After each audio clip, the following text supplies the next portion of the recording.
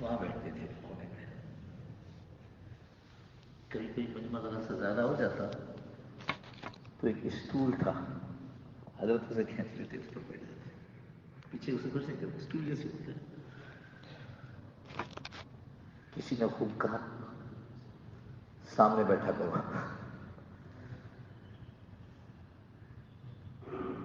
آپ تو موجود رہتے تھے ماشاء اللہ. مجھے یاد ہے جس دن خلافت دی حضرت نے تو اس دن سب سے پہلے آپ نے آ کے میرے کندھے پر ہاتھ رکھا اور آپ نے کہا تو آپ کو ہمیں ساری کتابیں دینی پڑیں گی، پرانی باتیں. تو کسی نے اس پر خوب کہا سب کی بیان کرنے والے پر سب کی ساقی پہ نظر ہے ہو یہ ضروری ہے، مگر سب کی ساقی پہ نظر ہو یہ ضروری ہے، مگر سب پہ ساقی کی نظر ہو یہ ضروری تو نہیں. پھر اس کے بعد پوری کوشش حضرت کے سامنے بیٹھے، کیونکہ بعض اوقات آنکھوں سے پلائی جاتی ہے. تو میں نے اس لیے آگے کر دیا کہ اگر آگے نہیں ہوں گے تو اب آگے ادھر آنے والے پھر ادھر بیٹھنا شروع ہوں گے، ادھر بیٹھنے سامنے بیٹھنے سے زیادہ نفع ہوتا ہے. الحمدللہ وکفی وسلام علی عبادہ الذین اصطفی، اما بعد اعوذ باللہ من الشیطان الرجیم، بسم اللہ الرحمن الرحیم. وقال ربکم ادعونی استجب لکم ان الذین یستکبرون عن عبادتی سیدخلون جہنم داخرین.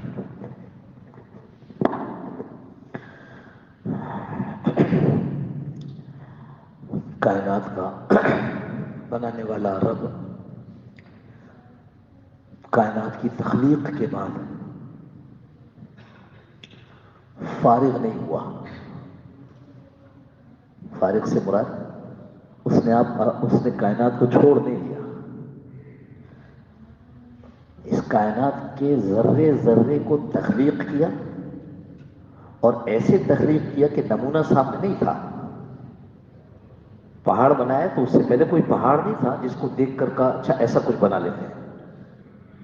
آسمان بنایا تو اس سے پہلے کوئی آسمان نہیں تھا جس کو دیکھ کر کہا کہ چلو ایسا آسمان ہم بھی بنا دیتے ہیں. کوئی نمونہ نہیں تھا اور کوئی مٹیریل بھی نہیں تھا. مٹیریل سمجھتے ہو نا، ریت اور بجری اور سیمنٹ ملا کے پانی ملا کے کنکریٹ بنا دیا. کوئی مٹیریل بھی نہیں تھا، نہ نمونہ نہ کوئی سامان، صرف ایک چیز تھی. کیا؟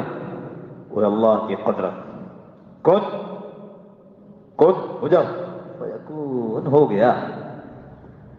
ایسے بنایا اور ایسے بنانے کے بعد لمحے بھر کو، لمحہ سمجھتے ہو سیکنڈ، اور اگر اور زیادہ کوئی ایسی چیز ہو جس سے ناپا جا سکے تو سیکنڈ کا ہزارواں لاکھواں حصہ، لمحے بھر کو بھی اللہ نے اس کو چھوڑا نہیں ہے، اپنے کنٹرول میں رکھا.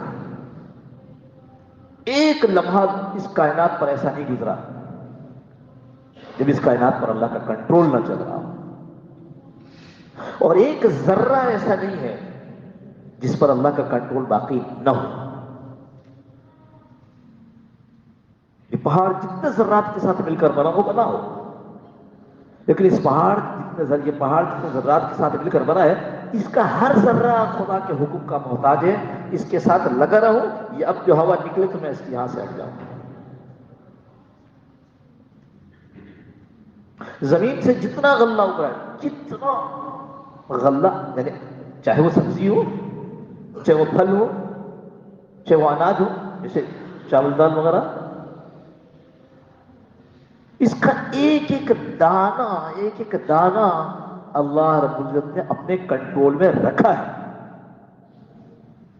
اور وہ کنٹرول ان کے ارادے کا ہے، لیکن اللہ نے ایک نظام بنایا ہے کہ میں اس ارادے کو بذریعہ فرشتوں کے نافذ کروں گا. میکائیل علیہ السلام کو بادلوں پر مقرر کر دیا، چل رہا ہے اس کا حکم، لیکن میکائیل کو مقرر کیا، بادلوں کا نظام آپ کے پاس. ہمارے حکم کے بغیر بادل چلیں گے نہیں، لیکن بیچ میں ایک فرشتہ ڈال دیا. یہ جو آپ نے اجناس کی بات کی، یوں کہیں کہ یہ جو گندم کا پودا نکلا، اس گندم کے پودے کے اندر اس میں 700 ایسے دانے ہوتے ہیں. ہر دانے پر اللہ نے فرشتہ مقرر کر دیا. کیا ڈیوٹی ہے؟ ڈیوٹی یہ ہے کہ یہ دانہ جس کے مقدر میں لکھا ہے اس کے منہ میں جانا چاہیے. اب اس کی ڈیوٹی ہے کہ جب اس کو کاٹنے والا آئے تو کاٹنے والے کے اس ڈھیری میں اس کو جانا چاہیے جس کو کراچی کی طرف جانا ہے. جھاڑنے والا جب جھاڑے اس کو یا مشین سے تھریشر سے الگ کرے اس ڈھیری میں جائے جس ڈھیری کو کراچی جانا ہے. وہاں سے جب شہر روانہ ہو تو یہ اس گاڑی پہ رکھا جائے جو کراچی روانہ ہونی ہے. اور کراچی میں مارکیٹ میں سے اس چکی میں جائے جہاں سے فلاں آدمی جس کا نام لکھا ہوا ہے وہ آدمی وہاں سے لیتا ہے آٹے کو. اور پھر اس کے ذرات کی حفاظت ہو رہی ہے. ہم سمجھ رہے ہیں ذرہ ایک ادھر چلا گیا ایک ادھر چلا گیا. اتنے سے دانے میں اگر 100 جتنے ذرات ہوں وہ سب ادھر جتنے بھی ہیں اس فرشتے کے قابل ہیں. یہاں تک کہ وہ اس آدمی کے گھر میں پہنچے, یہاں تک کہ اس گھر کے اندر روٹی پکے. اور فرشتہ کس میں؟ فرشتہ اس طاق میں ہے کہ یہ روٹی اس آدمی کے پلیٹ میں جانی چاہیے جس کا نام لکھا ہے. اور اس کے بعد وہ آدمی جب کھانا کھانے لگے تو یہ اس کے لقمے میں شامل ہو. علامہ عبد الرشید نسیم پرانے بزرگوں میں سے بڑے اچھے لکھاڑی تھے, لکھتے تھے بہت اچھا. اور لکھتے تھے, ان کا قلمی نام تھا علامہ تالمود. تو انہوں نے ایک واقعہ لکھا کہ کابل سے آدمی چلا, پرانے زمانے کی بات ہے, جس قسم کی سواری چھکڑا اس میں اپنا تجارت کا سامان رکھا, دہلی کی طرف چل پڑا. لیکن گھر سے نکلتے ہی خیال آیا کہ وہ جو دہلی میں میرا دوست ہے اس کے لیے تو کچھ لیا ہی نہیں. واپس گھر میں گیا, پوچھا بھائی کچھ ہے؟ کہاں بادام ہے. تو اس نے وہ بادام تھوڑے سے اٹھا کے اپنے پاس اسی میں رکھ لیے. سفر کرتے کرتے کرتے کہاں پہنچا؟ دہلی پہنچ گیا. دوست سے ملا اور اس کو وہی بادام جو لایا تھا اس کا ہدیہ اس کو دے دیا. اس نے شکریہ ادا کیا. فجر کی نماز پڑھنے نکلنے لگا تو بادام کچھ اس نے جیب میں رکھ لیے. بادام جیب میں رکھ لیے, نماز پڑھ کر کے ٹہلنے کے ارادے سے باہر نکلا اور راستے میں وہ بادام کھاتا رہا. آخر میں دریا کے کنارے جا کر کے ایک پتھر پر بیٹھ گیا اور جو تسبیح کرنی تھی وہ تسبیح اپنی پڑھتا رہا. جو چلتے چلتے بادام کھایا تھا اس میں سے ایک ذرہ یہاں تھا. آپ کو معلوم ہے کہ دانتوں کے درمیان رہ جائے تو بہت تکلیف ہوتی ہے. یہ زبان پھر پھرا کر وہیں جا کر لگتی ہے. بہت دیر کے بعد زبان کے قابو میں آیا وہ ذرہ. اس نے ایسے تھوکا تو وہ سیدھا جا کر کے سامنے پڑے ہوئے ایک دوسرے پتھر پر لگا اور ادھر سے ایک چونٹی آئی اور اس کو کھا کر کے لے کر چلی گئی. کابل کے اس باغ میں اگر کوئی کہتا کہ اس پورے درخت کے جتنے بادام ہیں اس میں سے ایک ذرہ جو ہے نا وہ دہلی کے دریا کے کنارے رہنے والی ایک چونٹی کا ہے, کوئی یقین نہیں کرتا. ایک ذرہ وہاں لے کر کون جائے گا؟ ایکسپورٹ ہوگا کیا؟ یہ ایک ذرہ کون سے ڈبے میں پیک ہوگا؟ خدا نے ایسا کنٹرول رکھا ہے, جو چیز جس کے مقدر وہی پہنچنی. جب تک وہاں منزل تک پہنچ نہ جائے وہ فرشتہ اس سے الگ نہیں ہوتا. یہی حال پانی کا ہے. بارش کے قطرے برس رہے ہیں, ہر قطرے کے ساتھ اللہ کا نظام, فرشتے چل رہے ہیں. آپ کہیں گے کتنے فرشتے ہیں؟ او بہت فرشتے ہیں, بہت فرشتے اللہ کے. تو جی اتنی بارش ہوئی اتنے قطرے, جی اس سے زیادہ فرشتے ہیں, اس سے زیادہ فرشتے. اللہ, تم نے آواز سنی؟ تم نے آواز سنی؟ صحابہ نے کہا نہیں ہم نے نہیں سنی. کہا ہم نے سنی ہے. رسول اللہ صلی اللہ علیہ وسلم کا ارشاد مفہوم, ہم نے سنی. آسمان فرشتوں کے بوجھ سے چرچرا رہا ہے. جس چارپائی پہ آدمی بھاری آدمی بیٹھے تو کیسے آواز آتی؟ فرمایا میں نے سنی آسمان فرشتوں کے بوجھ سے چرچرا رہا ہے اور یہ اس کا حق ہے کہ وہ چرچرائے. ایک بالشت برابر بھی ایسی جگہ نہیں جہاں کوئی فرشتہ نہ ہو. اتنے فرشتے, ہاں جی اتنے فرشتے.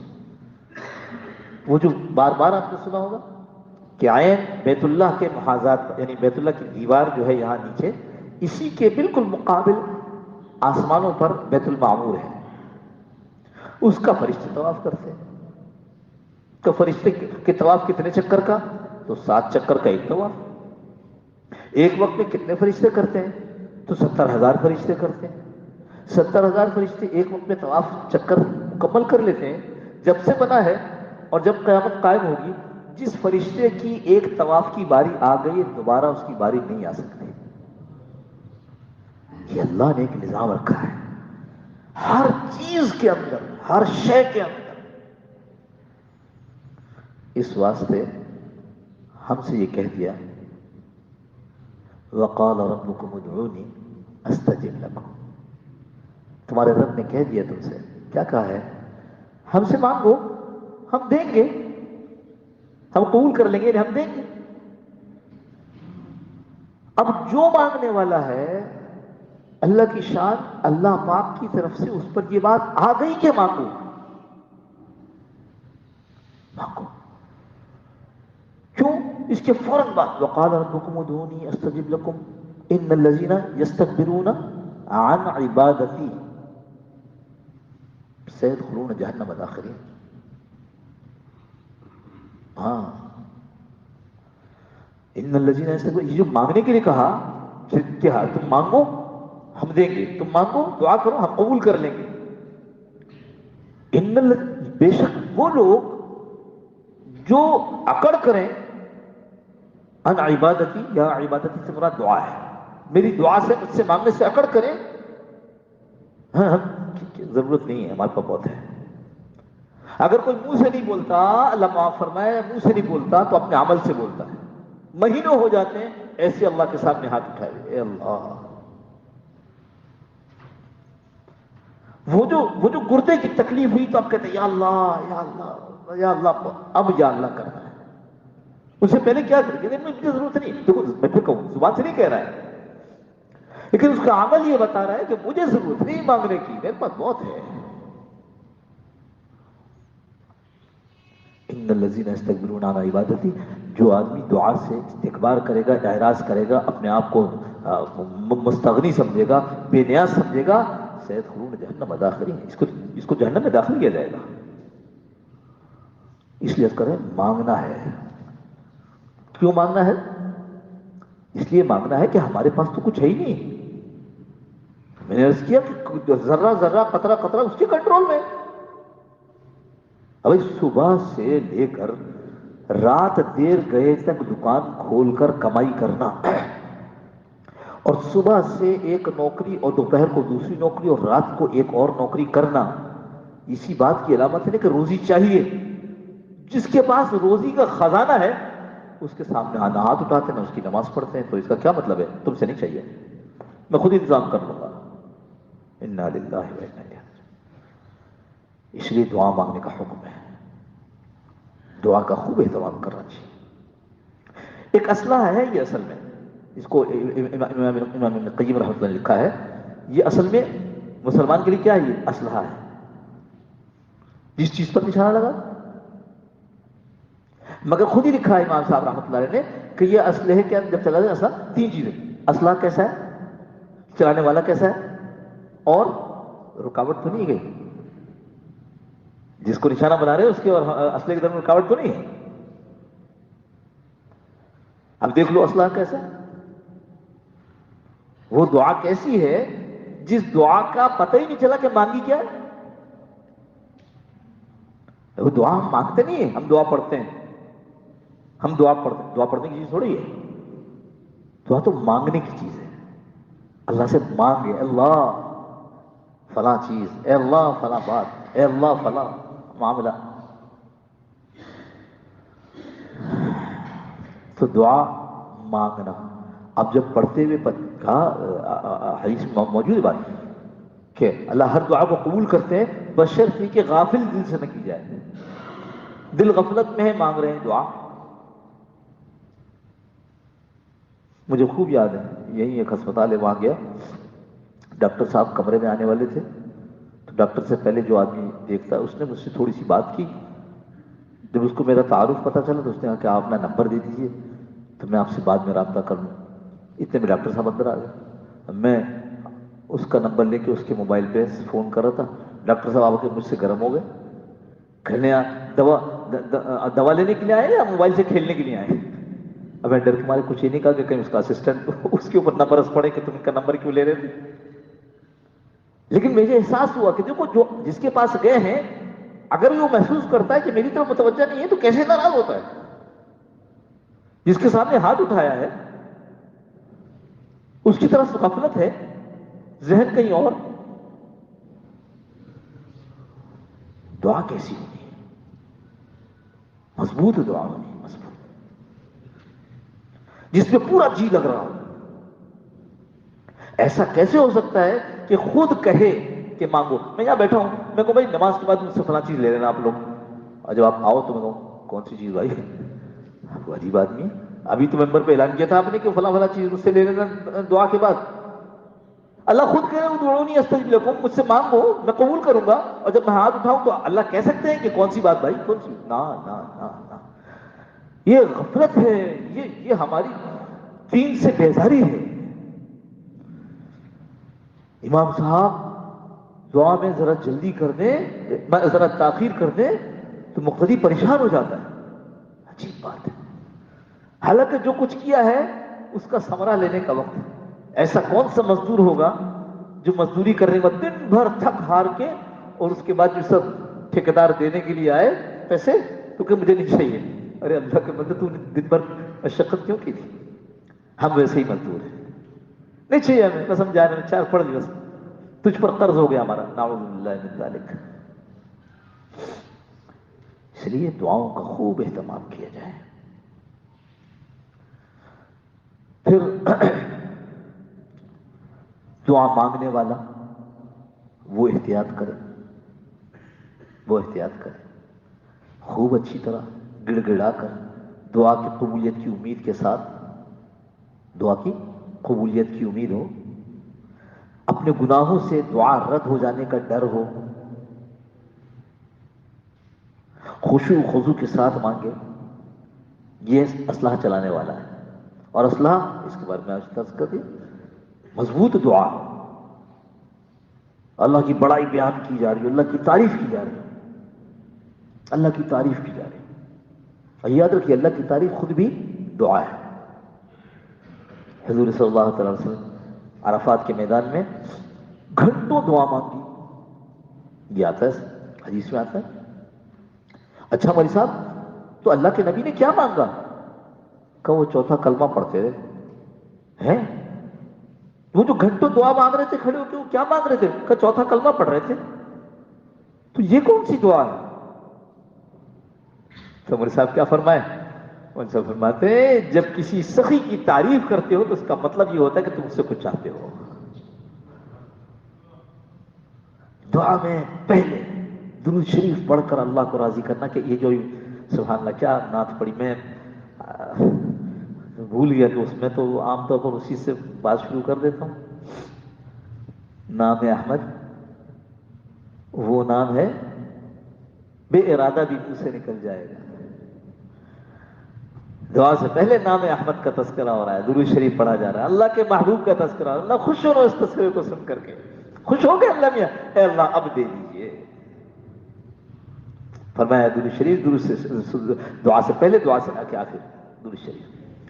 درود شریف وہ ذکر ہے جو کہ مردود نہیں ہو، مردود مانے رد نہیں کیا جاتا. تو جب اول رد نہیں ہوگا، آخر رد نہیں ہوگا، تو درمیان والا خود بخود قبول ہوگا انشاءاللہ. دعا کا اہتمام. تو دعا جو اسلحہ ہے وہ خوب اچھا ہو، چلانے والا بھی اچھا ہو، دو چلانے کو ہنر آتا ہو، اور بیچ میں رکاوٹ نہ ہو. رکاوٹ فرمایا کہ ایک آدمی آتا ہے، مسافر ہے، مسافر کی دعا ہم قبول کرتے ہیں، لیکن جب وہ آ کر کے بیت اللہ کا پردہ پکڑتا ہے اور کہتا ہے یا اللہ یا اللہ یا اللہ، مگر میں دیکھتا ہوں کہ اس کا کپڑا حرام کا، اس کا گوشت حرام کا، اس کا کھانا پینا حرام، میں اس کی دعا کیسے قبول کروں؟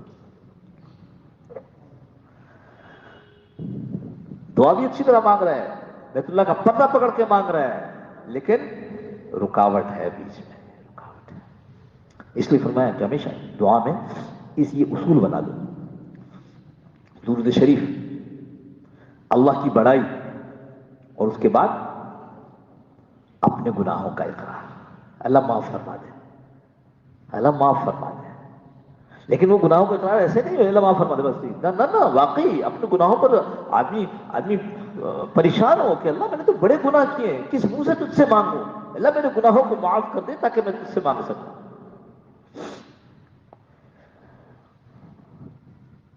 پھر جتنی دعائیں ہیں جو رسول اللہ صلی اللہ تعالی علیہ وسلم نے مانگی ہیں، ان دعاؤں کا زیادہ اہتمام ہو۔ ہماری بدقسمتی کہیے، ہماری کمزوری کہیے کہ وہ دعائیں چونکہ عربی میں ہیں اور ہم عربی سے ناواقف ہیں، لیکن ہم اتنے بھولے بھی نہیں ہیں۔ 4 دفعہ جو تاجر چین کا دورہ کرتا ہے وہ ضروری چینی زبان سیکھ لیتا ہے۔ یہاں سے سعودی عرب جانے والے 6 مہینے نوکری کرتے ہیں تو وہاں کی زبان کو سیکھ لیتے ہیں، ضرورت کی ہے۔ کتنی کم قسمتی کی بات ہے، نبی صلی اللہ تعالی وسلم والی دعاؤں کا ترجمہ یاد نہیں ہے۔ حالانکہ یہ دعائیں کیا ہیں؟ یہ دعائیں وہ ہیں جنہوں نے اللہ کی طرف قبولیت کے راستے دیکھے ہوئے ہیں۔ جو دعا میں کر رہا ہوں وہ تو میں کر رہا ہوں، اور یہ دعا کون سی ہے؟ جس نے قبولیت کا راستہ دیکھا ہے کہ کہاں سے جا کر اللہ کے دربار حاضر ہونا ہے، نبی صلی اللہ علیہ وسلم کی دعا ہے۔ ہم کتنے خوش قسمت ہیں، ہمارے حضرت رحمۃ اللہ علیہ نے ہمارے معمولات میں مناجات مقبول شامل کر دی ہے۔ پہلے ابتدا میں نہیں تھی، بعد میں حضرت نے فرمائے مناجات مقبول کیا ہے؟ یہ مناجات مقبول ان دعاؤں کا مجموعہ ہے جو دعائیں رسول اللہ صلی اللہ تعالی وسلم نے امت کو سکھائی۔ اور ہمارا عمرے کا سفر تھا، حضرات ہمارے صبح وغیرہ سب ساتھ تھے۔ حضرت نے صبح فجر کی نماز سے پہلے تہجد کے بعد ہمیں ایک دعا سکھائی۔ جب وہ دعا سیکھی اور ہمیں بہت اچھی لگی، ہم نے کہا حضرت یہ تو زبردست دعا ہے۔ اس کے بعد پھر حضرت نے مناجات شامل کر لی معمولات میں۔ وہ دعا کون سی تھی؟ بہت چھوٹی سی دعا ہے، اللہم واقیتن، اللہم واقیتن، یہ سے اللہم واقیتن کواقیت الولید، کواقیت الولید، اے اللہ تو میری ایسی نگہبانی کر، ایسی نگہداشت کر، ایسی میری چاروں طرف سے حفاظت کر، کواقیت الولید، کہ جیسے ماں اپنے چھوٹے بچے کی کرتی ہے۔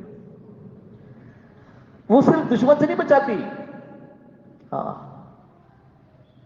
وہ بچے کو مٹی کھانے سے بچا لیتی ہے، وہ بچے کو آگ کی طرف بڑھتے ہوئے روک لیتی ہے، اور تھپڑ مار کر نہیں کرتی، بڑی شفقت کے ساتھ کرتی ہے۔ ایسا نہ ہو کہ آگ سے بچاؤ اور ہاتھ کا تھپڑ اس کو نقصان پہنچاتے ہیں۔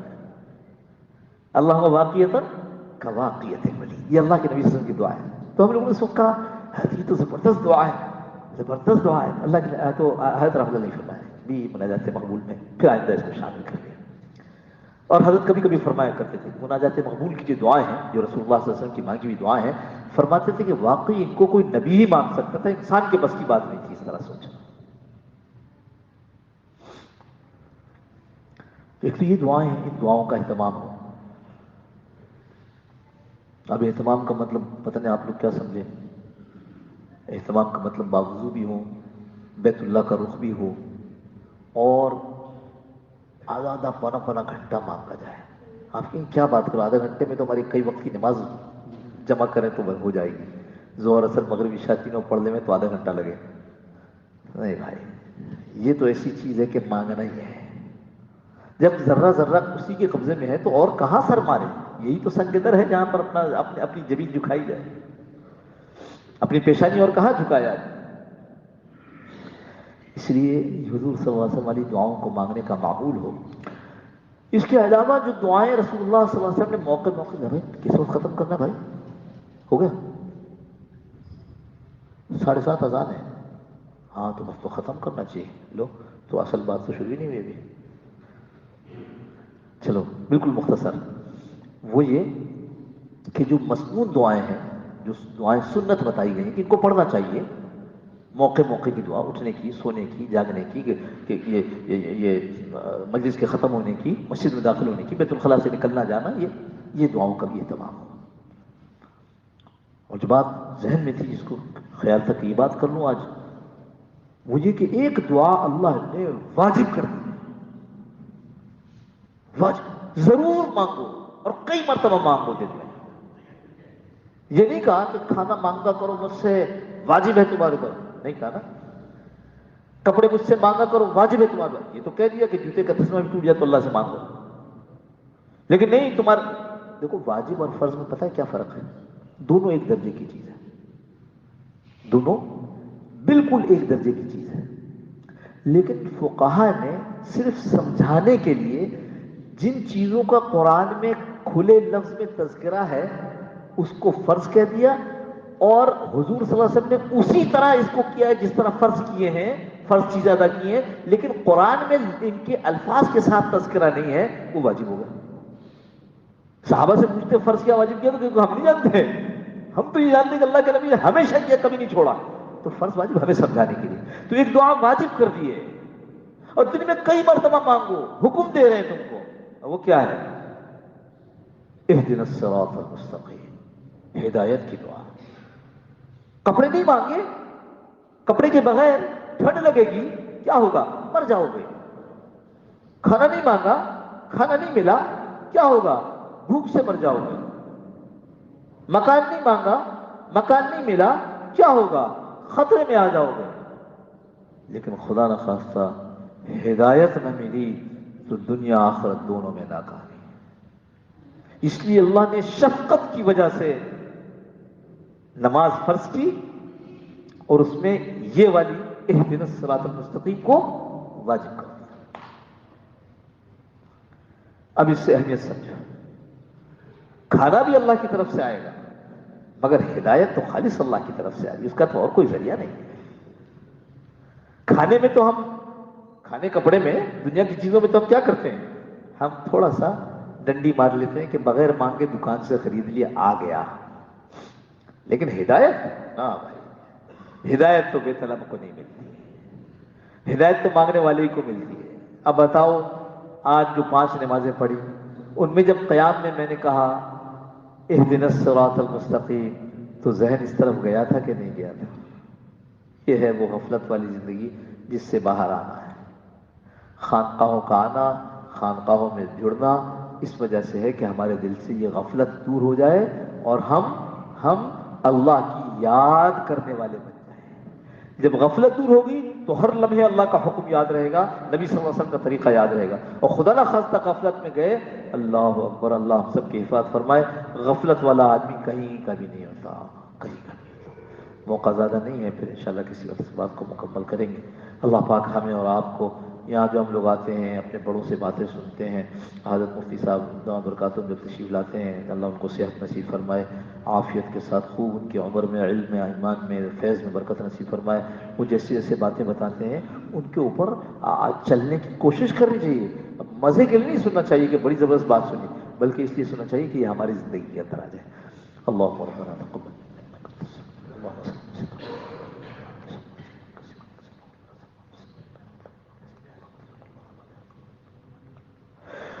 اللهم ربنا تقبل منا انك انت السميع العليم وتب علينا يا مولانا انك انت التواب الرحيم.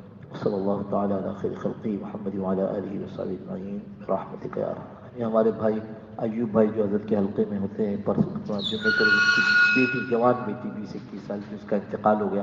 دعا فرمائیے اللہ پاک اس کی کامل مغفرت فرما دے، اور ان کے جو لواحقین ہیں جن کو اتنا بڑا صدمہ پہنچا ہے، اللہ پاک ان کو صبر اور برداشت کے ساتھ اس کو سہ لینے کی توفیق نصیب فرمائے، اور اس بڑے صدمے کا بڑا اجر ان کو نصیب فرمائے، اور امت مرحومہ کے سارے، امت مسلمہ کے سارے مرحومین کی کامل مغفرت فرما دے. جو آدمی صحت میں، قرض میں، رزق میں، جہاں جہاں پریشان ہے، اللہ پاک سب کی پریشانیوں کو عافیت کے ساتھ دور فرما دے، اور ہم سب کو ہدایت یافتہ بنا دے. وصلی اللہ تعالی علی خیر خلقی محمد وآلہ وصحبہ اجمعین برحمتک یا ارحم. جزاکم اللہ خیر. السلام علیکم.